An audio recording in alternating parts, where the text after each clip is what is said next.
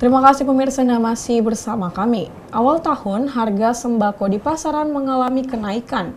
Salah satunya di minimarket Ayu Muara Bliti, harga kebutuhan sembako mengalami kenaikan. Awal tahun harga sembako di pasaran mengalami kenaikan. Salah satunya di minimarket Ayu masih mengalami kenaikan harga. Sembako yang naik harga seperti gula pasir, gandum, dan sagu. Pemilik minimarket Ayu menuturkan, harga gula pasir sekarang mencapai 12.000 per kilogramnya. Harga gandum 8.500 per kilogram. Dan untuk harga sagu 9.000 per kilogram. Untuk telur sekarang sudah mengalami penurunan. Yang awalnya mengalami kenaikan harga senilai Rp56.000 dalam satu karpet. Sekarang sudah mengalami penurunan yaitu sebesar Rp48.000 untuk satu karpetnya. Pemilik minimarket Ayu juga menjelaskan, untuk harga beras dan minyak eceran masih harga normal.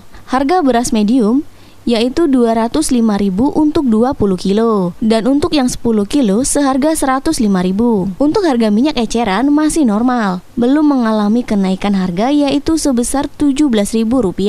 Ia ingin kedepannya harga sembako menurun agar pembeli tidak mengeluh dan minimarket kembali ramai pembeli. Randi Putra Pralingga, Silam Padi TV melaporkan.